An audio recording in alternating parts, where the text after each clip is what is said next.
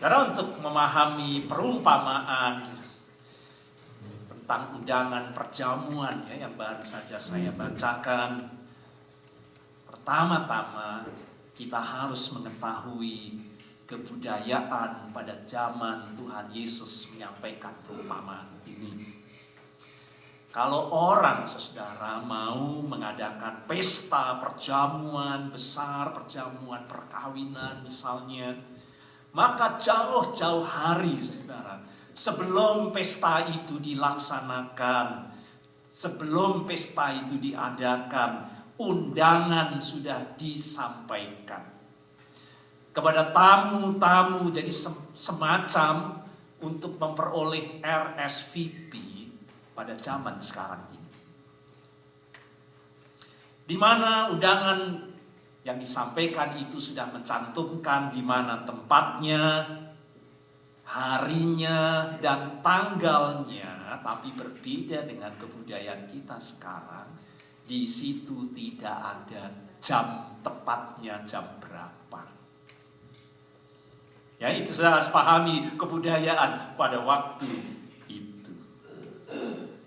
Jam pesta tepatnya akan menyusul pada hari, tepat pada hari di mana pesta itu akan diselenggarakan. Itu sebabnya pada hari itu mereka menanti saatnya tiba, jamnya perjamuan itu akan diadakan. Ya, maka saudara jangan heran mengenai perumpamaan yang lain, misalnya 5 darah yang bodoh, mereka menanti saat perjamuan. Karena harinya sudah ditentukan, tanggalnya sudah ditentukan, tetapi kapan jamnya tepatnya itu menanti sampai pada harinya.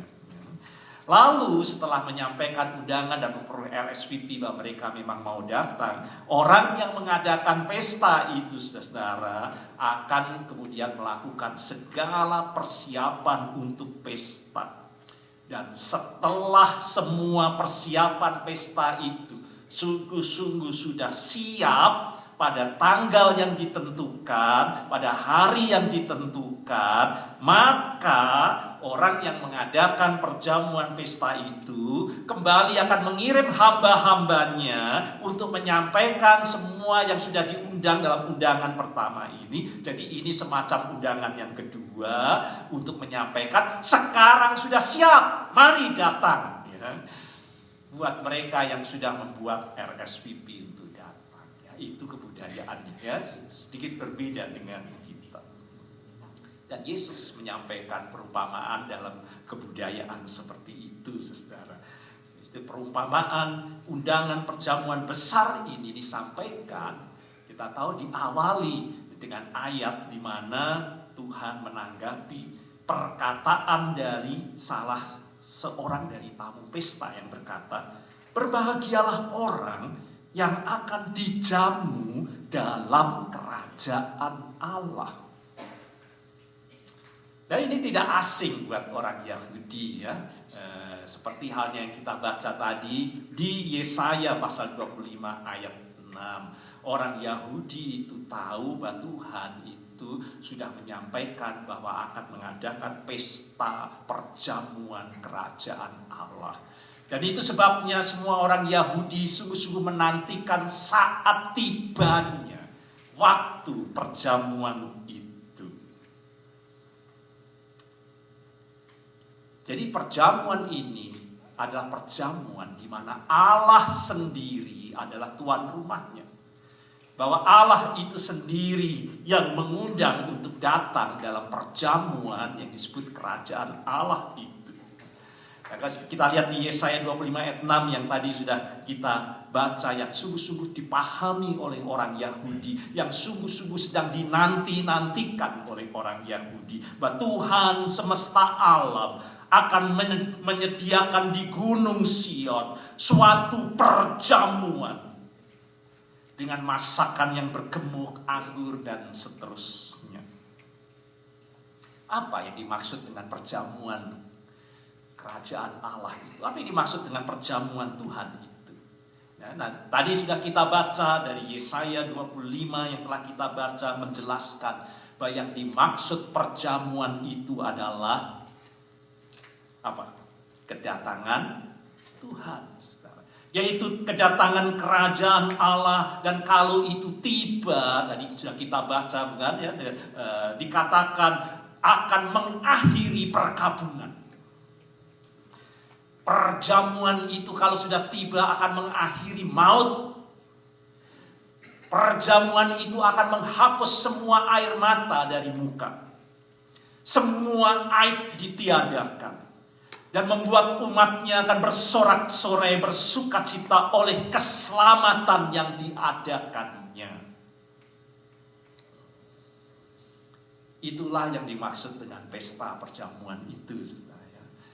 Dan mereka sudah diundang, ini seperti undangan pertama tadi, untuk menantikan saatnya perjamuan itu sungguh siap.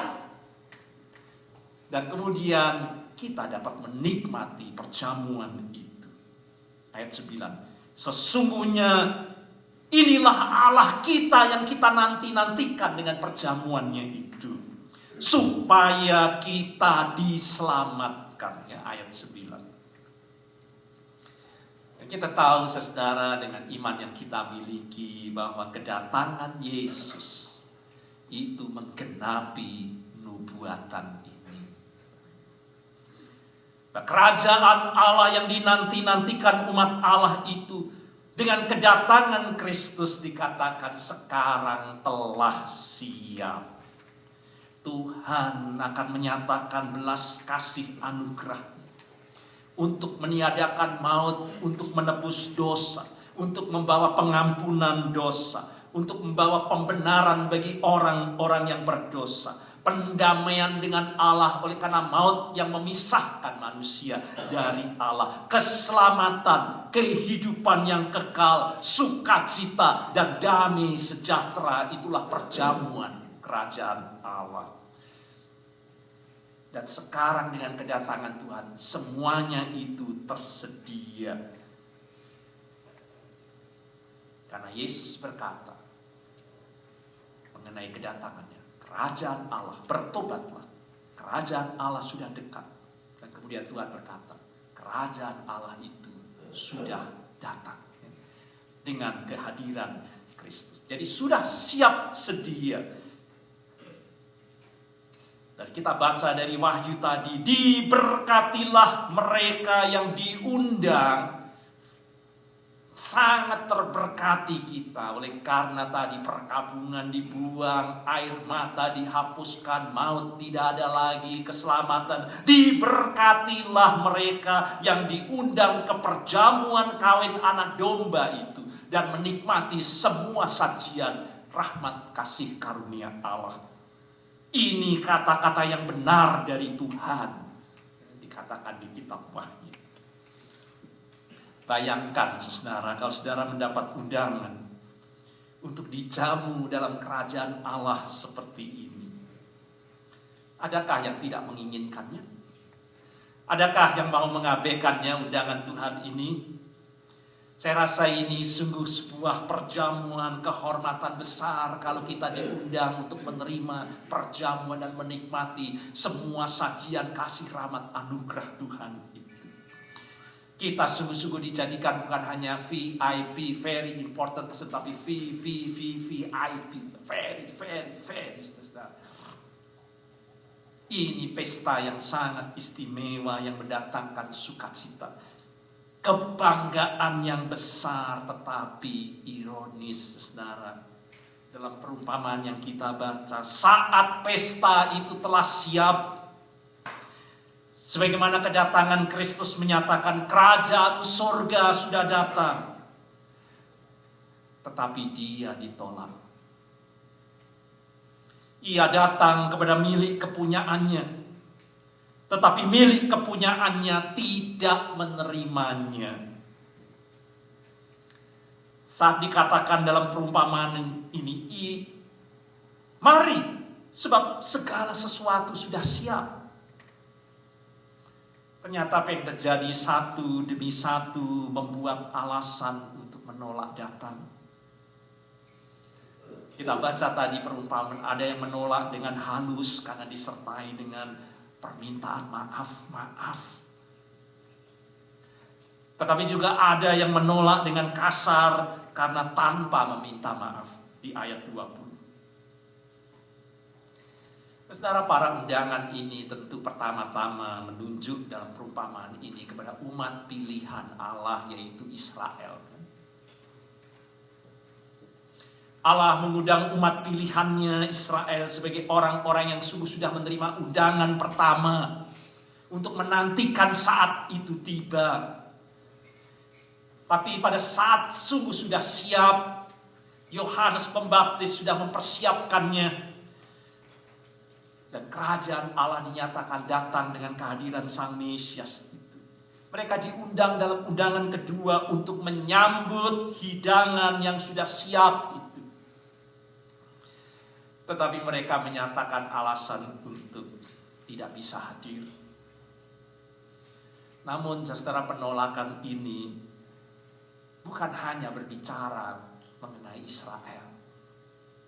Ini perumpamaan juga dapat kita terapkan untuk diri kita sendiri, untuk saya dan saudara.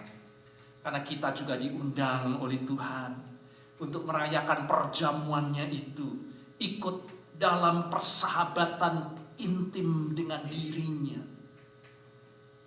untuk menikmati belas kasih Allah, terangnya, bimbingannya, pimpinannya, kuasanya, penghiburannya, keramah tamahannya, rahmat dan anugerahnya dalam kehidupan kita. Dan Yesus terus menerus secara teratur ingin menjalin relasi dengan kita dalam doa, dengan firman-Nya yang menjadi terang, pelita, yang memberi kekuatan, yang membuat kita menikmati penuh kasih dan rahmat Tuhan. Apakah saudara menanggapinya? Apakah saudara menanggapi undangan Tuhan itu dengan serius? Untuk berada dalam perjamuan bersama dengan Tuhan dan menikmati semua kasih, rahmat, dan penyertaan. Atau kita juga sama, memberikan banyak alasan berdalih untuk kita melewati saat intim dengan Tuhan dalam perjamuan menikmati Tuhan. Baik dalam doa, baik dalam saat teduh kita berdalih. Sebagaimana kita dapat lihat di dalam bacaan kita ayat 18. Karena baru saja membeli sebidang tanah. Kita punya banyak alasan yang berhubungan dengan apa yang kita miliki. Dan justru karena apa yang kita miliki itu menghalangi kita untuk memenuhi undangan panggilan bersama dengan Tuhan. Ayat 19. Karena baru saja membeli beberapa ekor lembu. Artinya sudah alasan yang terkait berhubungan dengan pekerjaan. Berapa banyak seringkali memisahkan kita dan menjauhkan kita untuk memenuhi undangan bersama dengan Tuhan. Karena aku baru menikah. Ayat yang ke-20, alasan yang terkait dengan relasi dan hubungan. Berapa banyak kita lebih mengutamakan hubungan dan relasi dan mengorbankan segala sesuatunya itu untuk bersama dengan Tuhan. Karena hal-hal ini baik menyangkut milik, baik menyangkut pekerjaan, baik menyangkut keluarga, sampai hari ini, sampai sekarang, saudara, masih menjadi alasan yang bisa yang membuat kita tidak menyambut untuk berada dalam perjamuan dengan Tuhan dan mengabaikan kasih karunia-Nya, terangnya, pimpinannya, penghiburannya, kekuatannya. Oleh karena hal-hal yang kita miliki, kita harus menjaga rumah, kita harus mengurusi harta benda kita. Kita sibuk dengan kesenangan, hobi yang kita miliki dan mengabaikan kemudian saat untuk dengan sungguh menikmati hadirat Tuhan dalam kehidupan. Kita sibuk dengan bekerja sehingga tidak ada waktu lagi dengan Tuhan. Karena urusan keluarga, karena larangan mungkin dari suami atau istri, pengaruh dari orang yang kita kasihi dan lebih kita turuti dan membuat kita makin jauh dari Tuhan dalam persekutuan untuk menerima kasih dan rahmat Tuhan. Apa yang mau dikatakan dalam perumpamaan ini, saudara? Bahwa hal-hal yang baik, sekali lagi, semua yang disebut itu, menikah, pekerjaan, itu rahmat. Itu anugerah Tuhan dalam semua itu baik, bahwa hal-hal yang baik dalam hidup kita ini ternyata dapat menghalangi kita untuk menerima yang terbaik bersama dengan Tuhan. Yang namanya ladang, yang namanya lembu, yang namanya istri, bukan hal yang berdosa. Sama sekali tidak. Itu hal yang indah dalam hidup kita. Semuanya itu baik, tetapi semuanya itu bisa menghalangi kita untuk menerima yang terbaik perjamuan dengan Tuhan. Kenapa? Karena kita salah meletakkan prioritas. Milik saudara, pekerjaan saudara, keluarga saudara bukan sesuatu yang berdosa. Itu rahmat Tuhan. Tetapi kalau itu saudara prioritaskan dan saudara utamakan dan saudara kasihi lebih dari Tuhan dan saudara cari lebih dari kerajaan Allah, maka semuanya itu akan menghalangi kita untuk duduk dalam perjamuan dan menikmati rahmat dan anugerah Tuhan dalam kehidupan kita. Dan lebih ironis kalau kita baca dengan baik, saudara, bahwa alasan-alasan yang dikemukakan untuk tidak datang bersama dengan Tuhan dalam perjamuan itu, untuk menikmati semua hidangan rahmat belas kasih-Nya, ternyata adalah alasan-alasan yang sesungguhnya dibuat-buat. Melihat lembu, melihat ladang, mencoba lembu, itu bukan hal yang sangat urgen, yang mendesak. Itu dapat ditunda. Orang yang baru kawin memang dibebaskan dari wajib militer. Kalau sudah lihat mengenai aturan-aturan buat orang yang baru menikah di Ulangan 24. Supaya dia bisa bersenang-senang. Tetapi orang kawin tidak dilarang untuk ikut pesta. Bahkan pesta itu termasuk bersenang-senang.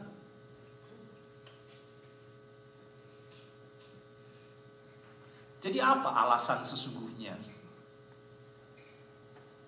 Alasan yang sesungguhnya mereka tidak menghargai pesta itu. Itu sesungguhnya. Mereka sudah diundang jauh hari sebelumnya. Mereka juga sudah menyatakan RSVP akan datang. Dan mereka diminta untuk menantikan jamnya. Tetapi mengapa mereka kemudian tidak mengatur waktunya untuk datang ke pesta itu? Mengapa mereka justru membeli ladang dan lembu pada hari itu? Itu karena jelas mereka tidak menghargai baik pestanya maupun orang yang mengundangnya. Dan sampai sekarang, saudara, orang yang menolak semua hal Injil Kerajaan Allah, kita tahu boleh menyampaikan 1001 macam alasan ini dan itu yang membuat kita untuk tidak memenuhi panggilan untuk bersama dengan Tuhan. Namun sesungguhnya karena hal pertama, mereka tidak menghargai kerajaan Allah dan keselamatan yang dibawa oleh Tuhan. Mereka tidak menghargai, mereka tidak mencari, mereka tidak memprioritaskan kerajaan Allah terlebih dahulu. Tetapi sibuk dengan yang lain-lain itu. Mereka tidak peduli oleh karena hal-hal duniawi, uang, pekerjaan, dan sebagainya. membuat seluruh kehidupan mereka dipenuhi dengan hal-hal itu, sehingga sudah tidak ada tempat dalam pikiran mereka akan hal keselamatan dan kerajaan Allah. Dan mereka tidak menghargai Allah itu sendiri. Mereka lebih menghargai semua kesenangan, mungkin uang, mungkin dan seterusnya untuk dicari dan dikejar. Tetapi mereka tidak menghargai Allah sendiri yang memanggil kita untuk menerima kasih karunia. Maka saudara, kita dapat lihat yang terjadi bahwa kursi-kursi di meja perjamuan yang sudah disediakan ternyata dibiarkan kosong. Bayangkan saudara-saudara, semua sudah RSVP, semua sudah disiapkan, dan ternyata pada harinya kosong. Bagaimana tuan rumah? Saya rasa begitu menyakitkan, sangat mengecewakan. Kemurahan hatinya, keramah tamahannya ditanggapi dan diperlakukan dengan sembrono, sembarang, disia-siakan. Dan saya rasa tuan rumah juga akan merasa sangat terhina dan dipermalukan sebagai tuan rumah yang sudah mengundang dan menyediakan, tetapi tempat kursi perjamuan kosong. Maka pertanyaannya, kira-kira tindakan apa yang akan diambil oleh tuan rumah?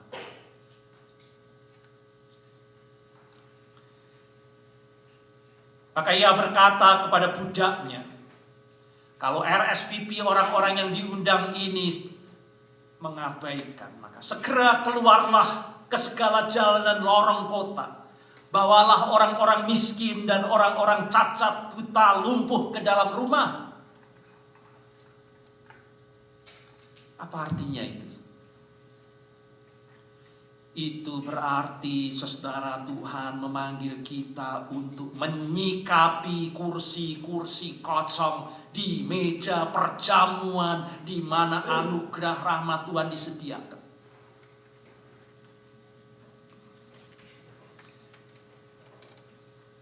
Untuk kita semua sungguh-sungguh peduli dengan kursi-kursi kosong itu, yang sesungguhnya tersedia, saudara, bagi orang-orang yang hidup dalam dosa, orang-orang yang telah kehilangan keselamatan, orang-orang yang sedang mengalami patah hati, terluka oleh karena putus hubungan, berduka oleh karena kematian. Mereka yang sedang letih, lesu, berbeban berat. Mereka yang sedang dalam kesedihan. Mereka yang sedang dalam keputusasaan. Karena tidak dapat menikmati perjamuan, mengambil hidangan yang sudah tersedia, yaitu rahmat, karunia Tuhan, damai sejahteranya, pertolongannya, kuasanya, terangnya, penghiburannya, bimbingannya, yang telah tersedia dan siap untuk dinikmati. Tetapi orang tetap dalam kekosongan hidup. Mereka terus mencari hal-hal yang dipikir dapat mengisi dan memuaskan hidupnya. Dan kursi-kursi perjamuan rahmat dan anugerah Tuhan dibiarkan kosong oleh karena berbagai kesibukan mereka. Dan mereka jauh dari kasih karunia yang telah tersedia di meja perjamuan itu, yang tersedia untuk memulihkan semua belenggu dosa, kutuk dan maut, untuk memulihkan harga diri, untuk membalut yang terluka, yang patah hati, perjamuan yang akan meredakan kemarahan dan kebencian dalam kehidupan kita. Perjamuan yang akan mengisi kekosongan jiwa dalam kehidupan ini. Dengan kasih karunia-Nya yang sungguh mendalam, yang sungguh luas, yang sungguh tak terduga. Yang akan membebaskan mereka dari kuasa dosa dan maut. Dan memberi keselamatan. Kita semua, saudara, sedang diundang dalam perjamuan besar kekekalan ini. Dan itulah inti sesungguhnya dari seluruh kitab suci. Alkitab ini, firman Tuhan, berisi kisah demi kisah tentang kemurahan hati Tuhan, tentang belas kasih Tuhan, tentang kasih karunia Tuhan, tentang anugerah Tuhan yang melimpah dalam kehidupan kita. Dan di dalam seluruh kehidupan Kristus yang dicatat dalam Injil, semua menunjukkan itu, saudara. Semua sedang mendemonstrasikan betapa luasnya kasih Tuhan itu. Undangan bagi kita untuk menyambut dalam kemewahan pengorbanannya yang dipersembahkan untuk keselamatan bagi kita. Dan adakah kita menyadari bahwa semuanya itu terus ditawarkan, saudara, untuk mengisi kursi-kursi perjamuan yang dibiarkan kosong. Cinta kasih Tuhan yang luar biasa tidak berhenti, saudara. Oleh karena penolakan itu, Dia selalu menantikan, kan? Dan perumpamaannya Dia selalu memanggil.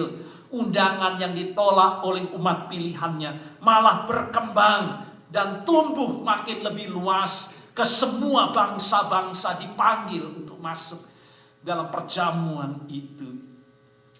Untuk semuanya mencari tempat di meja perjamuan. Semuanya dipanggil dan diberi tempat istimewa oleh Tuhan untuk datang dalam perjamuan di meja itu. Mencari tempat duduknya yang sudah disediakan dan menikmati hidangan kasih karunia rahmat Tuhan dalam kehidupan. Ini adalah perjamuan yang berlimpah-limpah. Selalu dikatakan ada selalu tempat buat setiap orang yang mau datang. Di mana Kristus, saudara, adalah tuan rumah. Dan Dia ingin kita duduk menikmati meja perjamuan yang telah tersedia itu. Maka di masa Prapaskah ini, saudara sungguh dipanggil melalui firman Tuhan ini untuk merenungkan meja perjamuan Tuhan ini. Dan bertanya, adakah saudara sungguh-sungguh menemukan diri saudara sudah berada di meja perjamuan Tuhan itu? Atau saudara masih saat ini dengan berbagai dalih dan alasan saudara menghindar meja perjamuan? Apakah kita menemukan diri kita ini dalam segala duka dan ratapan kita, air mata kita, dalam keadaan kita ini yang terabaikan, kita yang berdosa, kita yang dibuang oleh mereka yang dikasih, kita yang tersisih, kita yang sedang marah oleh karena diperlakukan tidak adil. Adakah kita mau menyambut kasih karunia, menyembuhkan dan memulihkan kita? Inilah panggilan Prapaskah bagi kita, saudara. Untuk kita dipanggil menemukan diri kita sungguh-sungguh berada di antara mereka itu dalam perjamuan dan bersorak-sorai bersukacita menikmati kasih karunia kerajaan Allah itu. Dan kita tahu bahwa selalu ada tempat bagi kita untuk dekat dengan Tuhan dan menikmati perjamuannya. Saya berdoa memasuki minggu Prapaskah kelima ini, kiranya tidak ada kita yang ragu-ragu, dan mencari alasan untuk menolak dalam perjamuan, untuk datang dalam perjamuan Tuhan dan menikmati perjamuan Tuhan. Dan tak ada satupun dari kita yang menyerah dan berputus asa. Saat kita menghadapi kesedihan, saat kita mungkin sedang menghadapi kedukaan, mungkin kemarahan dalam hidup kita, mungkin kekecewaan, mungkin dendam, mungkin kegagalan, mungkin kekosongan jiwa, kita dapat datang dalam meja perjamuan yang sudah tersedia. Kita dipanggil pulang seperti anak yang hilang untuk kembali ke rumah Bapa dan menikmati perjamuan Bapanya itu. Dan kiranya di meja perjamuan Tuhan, kita akan mendapati diri kita dirubahkan oleh Tuhan.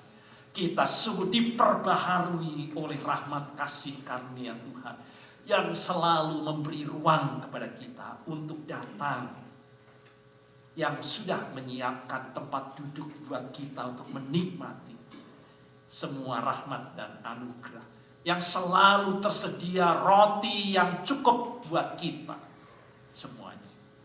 Mari kita masuk dan rayakan perjamuan yang telah tersedia buat kita. Amin.